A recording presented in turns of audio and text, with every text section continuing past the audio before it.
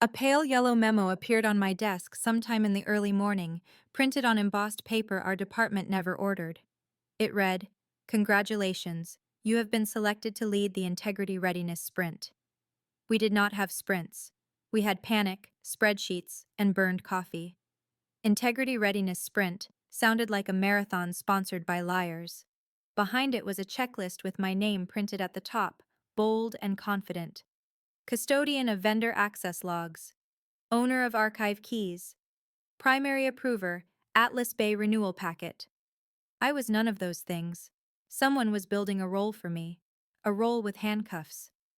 Across the aisle, our newest executive import arrived in a cloud of cologne and entitlement. His name was Trent Park. He was the founder's nephew, loaned to operations from a leadership incubator that I suspected was a yacht with Wi-Fi. Trent set his glossy travel mug on my desk, like he was staking territory.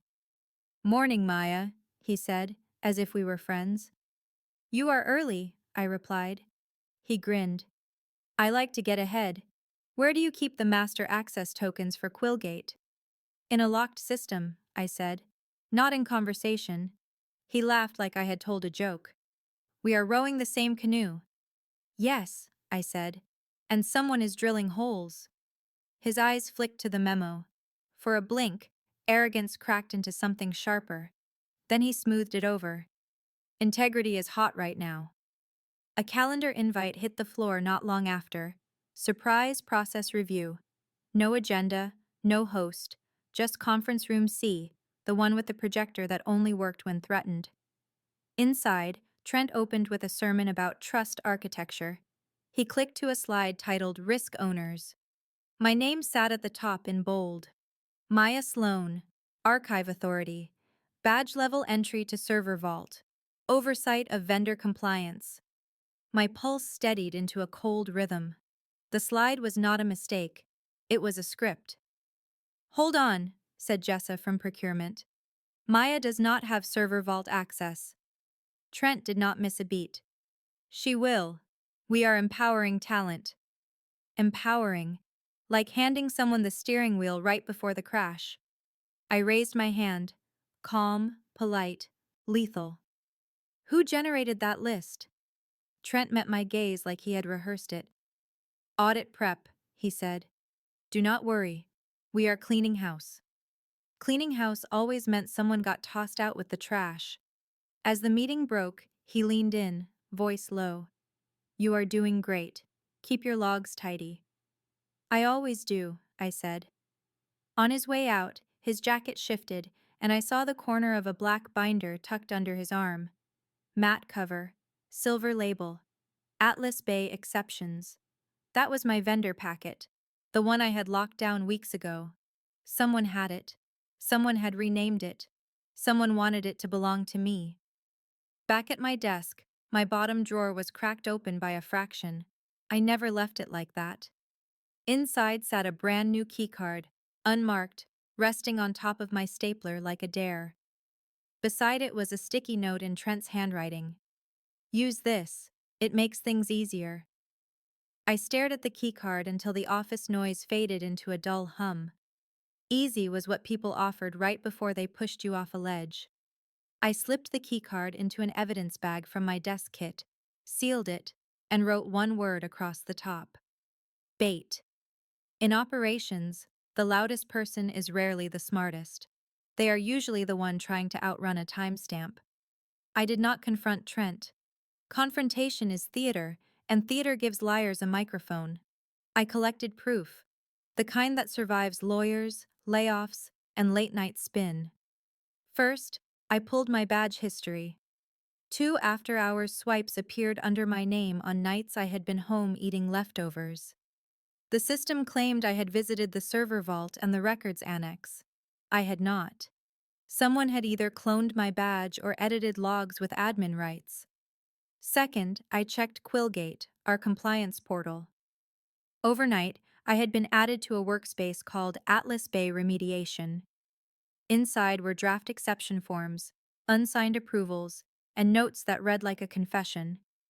The notes ended with, "Maya authorized expedite." I did not. I barely authorized staplers. I captured screenshots and saved them to a private thumb drive. Then I did the least cinematic revenge step imaginable. I bought a tiny camera. No cloud, no corporate Wi-Fi, local storage only. I hid it behind my monitor with a plastic fern that had survived 3 reorganizations. Sometime in the early morning the next day, Trent drifted in wearing a too expensive quarter zip and a smile too bright for the hour. He hovered at my desk like he owned the airspace. "Busy day," he said. "Always," I replied. He wandered off, then looped back when he thought no one was watching. He crouched, opened my bottom drawer, and shut it with a soft click. Then he stood and smoothed his hair like he had performed a trick. When he left for a client lunch, I waited until the elevator swallowed him. Then I opened my drawer. A black binder sat inside. Matte cover. Silver label. Atlas Bay Exceptions. He had moved it from his arm to my desk. He wanted it found. He wanted my fingerprints on it. He wanted the story to begin. I did not touch it barehanded. Gloves from the first aid kit, a clear sleeve, photos with context, desk, drawer, label. I wrote down everything: what it looked like, where it sat, the fresh toner smell that said it was printed recently. Then I built Trent a shiny distraction.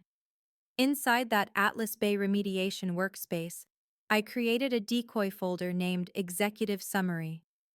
Executives cannot resist summaries. I dropped in a honey file, a harmless PDF that looked like an exception log. It carried a hidden watermark that only appeared on export. Downloaded by user ID plus unique hash. Quiet, technical, delicious. I left the folder open, like a wallet on a park bench. By the afternoon lull, Trent returned smelling like expensive lunch and panic. He did not speak to me. He just typed, stared at his screen, and checked my aisle like he expected me to combust. I gave him nothing. That evening, after most of the floor emptied, I reviewed my camera feed. There he was, using the unmarked keycard to slip into the records annex. He did not look up at the ceiling camera, because people like Trent assume cameras are decorative. A little later, he reappeared with the binder and slid it into my drawer with careful hands. Plant, close, walk away. I paused the footage on his badge as he turned. He had worn it backwards. He had brought his own name tag to a crime. I sat in the dim glow of my monitor and laughed, soft and sharp.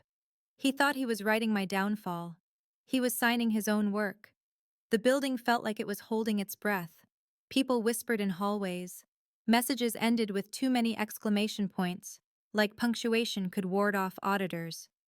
A rumor floated through the floor. An integrity sweep was coming. No date, no invite, just that phrase.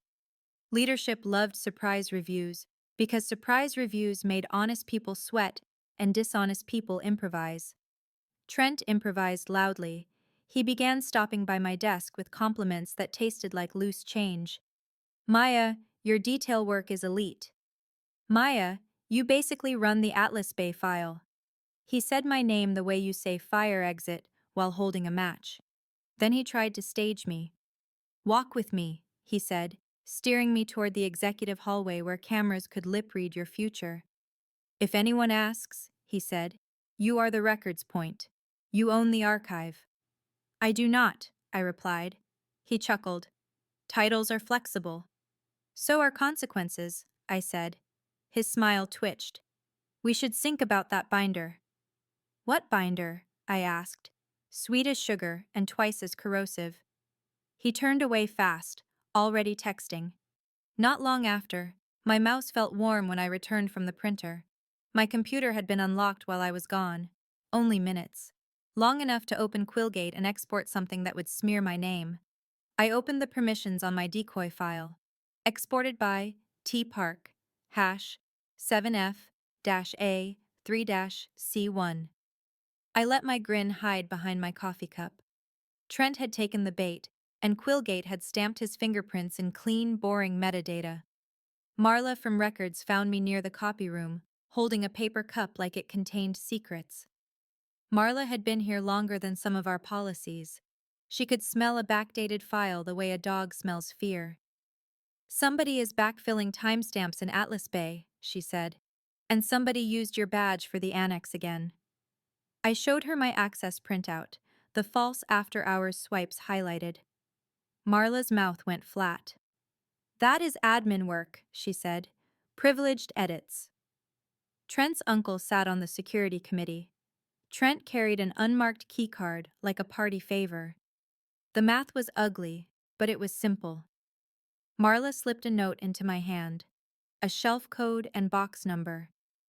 If you need chain history, she murmured, pull box A19 before somebody cleans it. Back at my desk, I printed my evidence, the false swipes, the surprise roll assignment, the Quillgate export hash.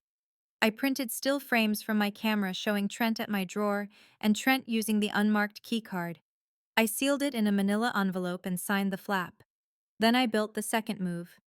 Trent carried a faux leather briefcase everywhere, as if it held state secrets.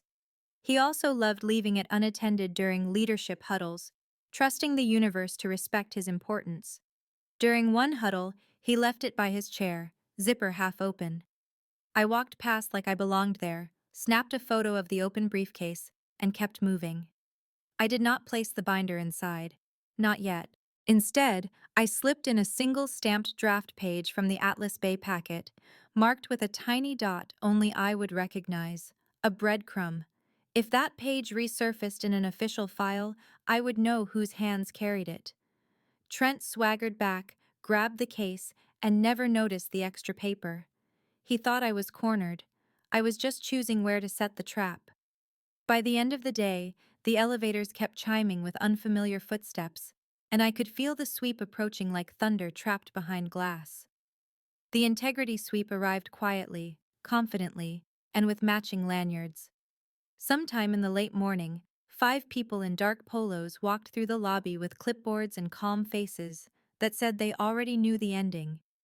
HR pinged the floor. Hold position. Remain at your desks. Devices may be collected. The room went still.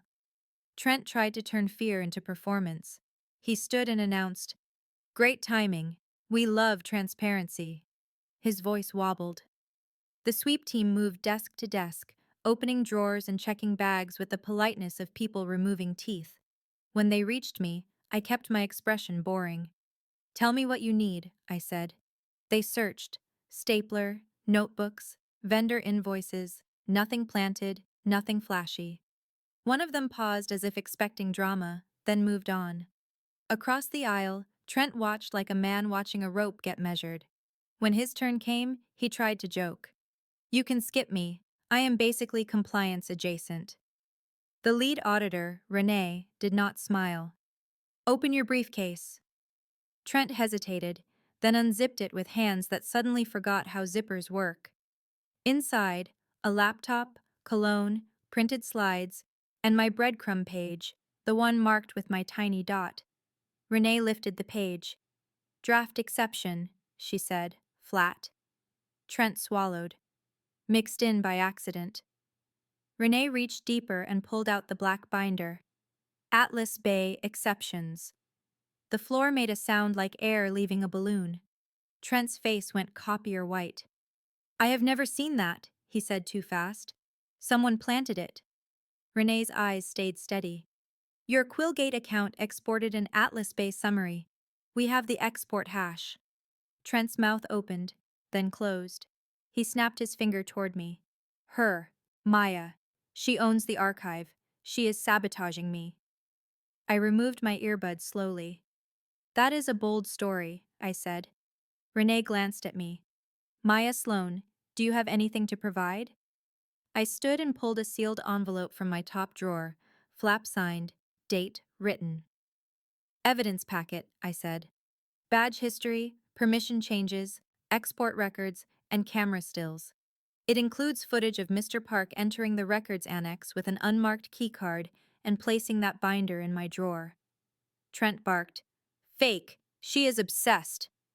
Someone behind me snorted, "Even fear has limits." Renee took the envelope, passed it to HR, and nodded. Thank you. Two sweep team members stepped closer to Trent. Not aggressive, just inevitable. Renee's tone stayed level. Mr. Park, you are suspended pending investigation. Hand over your access devices. Trent produced the unmarked keycard. It looked smaller in his palm, less like power and more like a mistake. This is ridiculous, he snapped. My family will hear about this. I hope they bring popcorn, I said, mild as milk. Renee guided him toward the glass conference room. The blinds closed. The floor exhaled in scattered, stunned breaths. I sat down and opened a spreadsheet like nothing had happened. While Trent sat behind glass, Renee's team collected devices. A laptop cart rolled by like a silent hearse. People surrendered phones with the cautious tenderness of handing over pets. Renee returned to my desk once more. Your badge entries show edits, she said. Do you have an explanation? I have a sofa and receipts, I replied. Not an after-hours hobby. Her lips barely moved, but her eyes acknowledged the point. We will compare logs against admin override records, she said. That was the sentence I wanted. Admin overrides had names attached, names that did not sit on the ops floor. When the blinds in the conference room finally reopened, Trent stumbled out looking smaller, followed by HR and security. He did not meet my eyes. He did not need to. The evidence already had. My hands were steady, because the sweep was not the storm. It was the first thunderclap. The next day, the office sounded different. Not calmer, just rearranged. Like a room after a fight where nothing is broken, but everything remembers. People avoided the conference room where Trent had been interviewed. They also avoided saying his name, as if syllables could summon lawsuits. HR sent out a wellness reminder and put out a tray of granola bars, which felt like offering aspirin at a demolition site. Around the early afternoon, a security guard tapped my cubicle wall. Conference room A, he said, polite and unblinking. Inside sat 3 people and 1 carafe of coffee, our founder, Victor Lang, his counsel, and Renee from the sweep team. Victor looked tired in the way powerful people look when the math finally catches them. Maya Sloan, Victor said. Sit. I sat, hands folded, face neutral. Let them fill the silence first. Renee opened a folder. We validated your materials, she said. The binder was printed recently. The records annex entry used an unassigned keycard. The Quillgate export hash ties to Mr. Park. The false badge swipes tie to an admin override. Victor's jaw tightened. Whose override? He asked. The lawyer answered without emotion. The override came from the security committee account held by Donovan Park. Trent's uncle. Victor's longtime friend. The man who shook hands in board photos and preached ethics with a straight face. Victor stared at the table as if it had betrayed him. So Trent was not acting alone. No, Renee said. He was acting as a distraction. The Atlas Bay exceptions were edited to hide non-compliant approvals. Someone needed a scapegoat with clean hands and a quiet reputation. They all looked at me, as if quiet people are furniture until they are not. Victor cleared his throat. You could have gone to HR. I did not trust the hallway, I replied. I trusted timestamps. Renee's mouth almost curved. It was the correct choice. Victor slid a document across the table. We want you in our internal investigations unit. New title, new pay band, direct reporting line, autonomy. 6 months ago, that offer would have felt like oxygen. Today it felt like a coupon for a restaurant that had already served me poison. I appreciate it, I said, but I am leaving. The lawyer raised an eyebrow. You have another role? I have another plan, I said. Same skill set, less rot. Victor leaned back, studying me. You are angry. I am organized, I corrected. Anger is messy. I prefer binders. Renee closed her folder. Mr. Park has been terminated, she said. Security is coordinating next steps. Records are being preserved. Donovan Park has been placed on leave pending inquiry. Victor looked like he wanted to argue with gravity, then remembered gravity always wins. "We will make it right," he said quietly. "You can," I said. "Start by fixing what made Trent possible." Silence hung there, heavy and clean. When I walked back onto the floor, the air shifted. People watched me like I had survived something contagious. Marla from Records lifted her coffee in a small salute. Jessa mouthed, "Legend," then pretended to cough. I packed my desk into a plain box, thumb drive, notebook, the plastic fern that had done heroic work. I left my badge on the surface, face up, the way you leave a receipt when you are done paying. At the elevator, Victor's assistant caught up to me. "He asked if you would reconsider," she said softly. I smiled. "Tell him no. Tell him to reconsider his nephews." The doors closed. The building shrank behind glass. I did not ruin Trent with shouting or gossip. I let him carry his own evidence, export his own honey file, and wear his badge backwards into the spotlight. Revenge is not always a fire. Sometimes it is a spreadsheet that tells the truth.